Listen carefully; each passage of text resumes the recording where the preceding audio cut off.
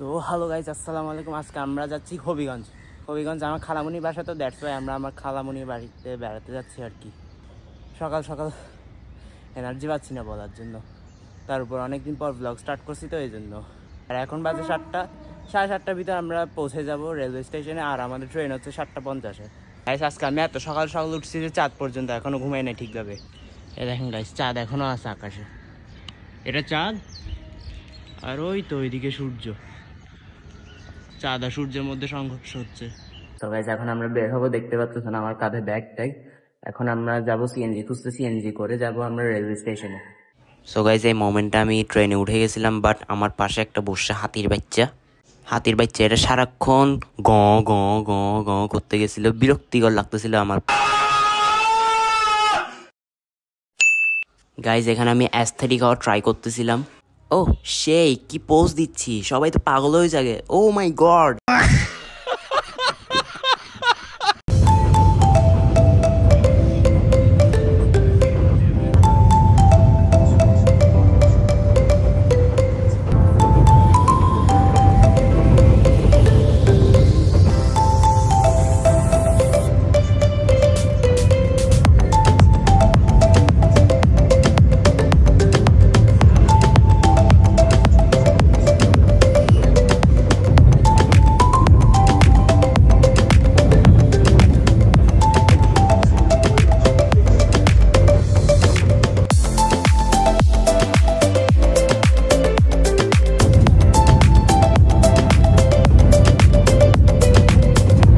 Guys finally 5.5 ঘন্টার journey করার পর আমরা হবিগঞ্জ পৌঁছাই গেছি। পৌঁছাইতে আমার হাত সব ব্যথা হয়ে গেছে, হাতও ব্যথা হয়ে গেছে, পাও ব্যথা হয়ে গেছে, জানি না কেন, বসে থাকতে থাকতে ব্যথা হয়ে গেছে। গাইজ আমরা নামছিলাম হবিগঞ্জের শায়েস্তাগঞ্জ স্টেশনে। ওখান থেকে আমার খালামুনির বাসার কাছে, তো তাই আর কি। গাইজ এটা হচ্ছে ভিআইপি ওয়াশরুম। একটু করা যাক। ভিআইপি রুমে VIP washroom. Hi guys, WhatsApp, it's your VIP boy. সিটটাও ভিআইপি। উফ উফ, কি রে, ভিআইপি বাথরুমে বদনা কি করে।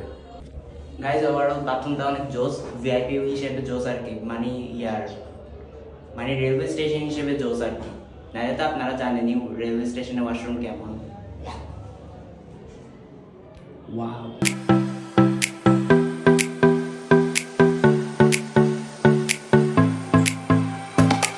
Next day. সো গাইজ এটা হচ্ছে দ্বিতীয় দিন, আর এখানে দেখতে পাচ্ছেন আমি কি চিল মারি যাচ্ছি। দেখেন গাইজ পুরো সোয়াগ মারতে যাচ্ছি আমি। পিছনে কি আরাম। সো গাইজ এখন আমরা আসছি চা বাগানে অনেকগুলো চা পাতা আছে। দেখেন গাইজ, পাহাড় আর পাহাড়, অনেক সুন্দর পাহাড় গাইজ। এখানে দুষ্টু পাতা আছে, দুষ্টু পাতা বলতে চা পাতা আছে গাইজ। অনেক সুন্দর পাহাড় আর পাহাড়।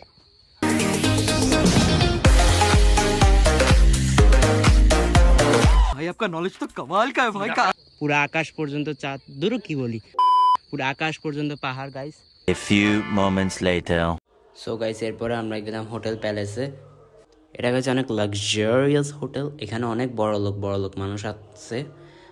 আমিও কি বড় লোক থেকে কম নাকি? আমার কাছে কত টাকা জানেন? মুকেশ আম্বানি পর্যন্ত আমার থেকে টাকা ধার নিয়ে ওর ছেলেকে বিয়ে করাইছে।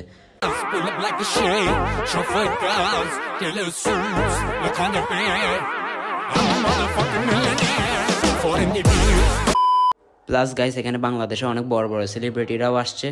আমিও কি সেলিব্রিটি কম নাকি? দেখেন আমার মুখ কি হ্যান্ডসাম। আর গাইস এখানে বারবার আমি সামনের দিকে তাকাচ্ছিলাম, বিকজ এই আঙ্কেলটা আমার দিকে কিভাবে তাকাই আছে দেখেন।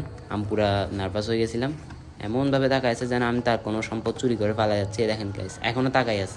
বাই দ্য ওয়ে গাইস হোটেলটা দেখেন কি জোস, কি বড়, ও মাই গড। আর গাইস এখান দিয়ে যাওয়ার সময় আমি দেখলাম এখানে লাভওয়ালা সাইন একটা কি যেন একটা দিয়ে রাখছে, মানে ছবি তোলার জন্য আর কি। এখানে গাইজ দেখলাম কাপলরা বিভিন্ন ঢঙ্গি পোজ দিয়ে ছবি তুলতেছিল। আমার দেখে বিরক্ত লাগতেছিল, প্লাস হাসিও আসতেছিল। কি বিশ্রী পোজ কতগুলো দিচ্ছিল, ঢঙ্গি পোজ। যারা এখানে ছবি তুলছে ওরা ছাপড়ি। ভিআরটাতে আমি উঠছি, আমার ছোট ভাই উঠছে, আমার 2টা কাজিন উঠছে, মানে আমার খালামুনি ছেলে আর কি, আমার খালাতো ভাই 2টা। উঠার কিছুক্ষণ পরে গাইজ দেখেন অদ্ভুত যন্ত্রটা কিভাবে নড়াচড়া শুরু করে দিল। আমরা তো পুরো ভয় পাই গেছিলাম। আন্ডা কথা, আমি কোনো ভয় পাই নাই। আমার 2টা ছোট ভাই ভয় পাইছে, 2টা না বলতে গেলে ওই 3টাই ভয় পাইছে। আমি তো সব থেকে বড় এখানে।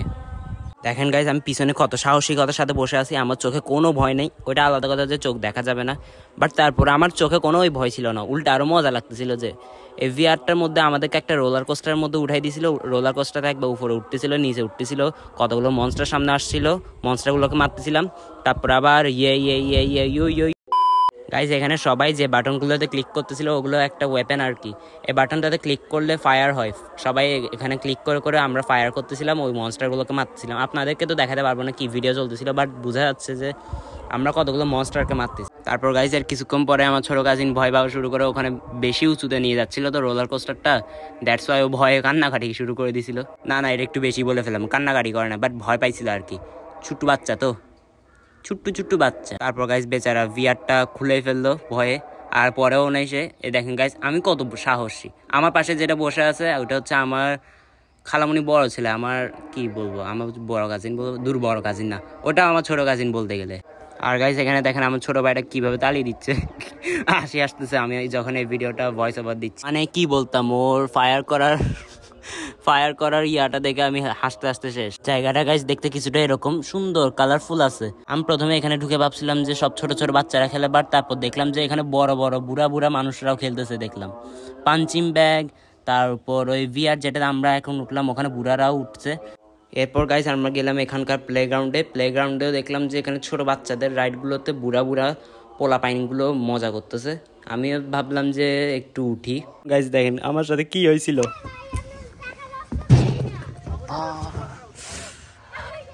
কি ব্যথা, ও বাপ, মাথা ব্যথা করতেছে। একদিন না গাইজ অনেক ব্যথা পাইছি সত্যি। আরে এখান দিয়ে যাবো,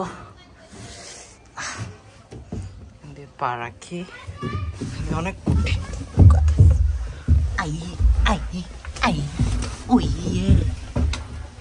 জানা বাংলা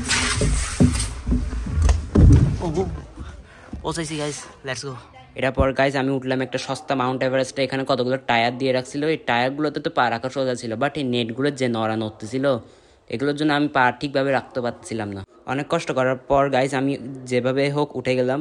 দেখেন গাইজ আমি হাই দিচ্ছি আপনাদেরকে, হাই গাইজ হোয়াটসঅ্যাপ। এরপর গাইজ এখান থেকে নামাটা বেশি কঠিন ছিল। দেখেন আমি পাশাটা সব বের করে দিছি, কি বিশ্রী লাগতেছিল এই ফ্রেমটা। আমার আম্মু কেন নিছে এই ফ্রেমটা বুঝলাম না।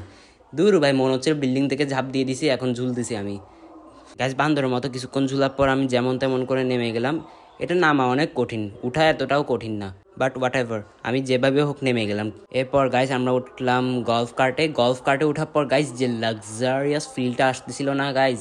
সবসময় তো দেখছি এখানে বড় লোকরাই উঠে, আরে ভাই আমিও কি বড় লোক থেকে কম নাকি? আমি বললাম না মুকেশ আম্বানি আমার থেকে টাকা নিয়ে ওর ছেলের বিয়ে করাইছে। গাইজ এই ব্রিজটা দেখেন পুরা লাল, মনে হচ্ছে এখানে কোনো সাইকো একটু আগে কিল করে গেছে কাউকে। আর গাইজ এই রাস্তাটা দেখেন, মনে হচ্ছিল আমরা কোনো ভয়ঙ্কর একটা জায়গায় যাচ্ছি, পুরো অন্ধকার। ও মাই গড, সামনে পুলিশ, আমাদেরকে তো ধরে নিয়ে যাবে। আমি এত ওভার অ্যাক্টিং করতেছি কেন আমি নিজেও জানি না, বেশি ঢঙ্গি হয়ে গেছি গাইজ আমি। গাইজ এই জায়গাটাও দেখেন পুরা লাল। আর এখানে এই সাইনবোর্ডটা অনেক সুন্দর লাগতেছিল, দ্য প্যালেস লিখা এটা। দেখেন গাইজ আমরা ওই বস্তি জায়গার সামনে দিয়ে আবার যাচ্ছি, লাভ খ্যাত জায়গা। আমার সামনে আমার খালাব্বু আর আমার মামারা বসেছিল, তো দ্যাটস ওয়াই আমি এখানে ভয়েস ওভার দিচ্ছি, নাহলে তো আমি কথা বলতাম। ওনাদের সামনে যদি আমি এসব কথা বলি তাহলে আমার মান সম্মান কিছু থাকবে? ওটা আলাদা কথা, মান সম্মান বলতে কিছু নেই, বাট তারপরে যা আছে তাও তো থাকতো না। এরপর গাইস আমরা উঠছিলাম একটা ছোট বাচ্চাদের বাম্পার কার নিয়ে, তো ছোট বাচ্চাদের হয়, বাট গাইস এখানে আমার তিনোটা ছোট ভাইকে তো সুন্দর লাগতেছিল, বাট আমাকে দেখেন একটা মনে হচ্ছিল একটা পেপারের উপর একটা হাতি বসে আছে, হাতির বাচ্চা। এই ভিডিওটা যখন আমি ভয়েস ওভার করতেছি তখন আমার মনে হচ্ছিল যে আমার উঠাটাই উচিত ছিল না। কি বিশ্রী লাগতেছে গাইজ, আমাকে দেখেন কত, কি বলতাম, অদ্ভুত লাগতেছে পুরা। এত ছোট একটা গাড়ির মধ্যে আস্ত একটা জোকার লাগতেছে গাইজ, দেখেন আমাকে। তো গাইজ আজকের জন্য এটুকুই, এটা ছিল Chittagong to Habiganj part 1, part 2ও আসবে। তো আজকের জন্য এটুকুই, দেখা হবে অন্য কোনো ভিডিওতে, বাই।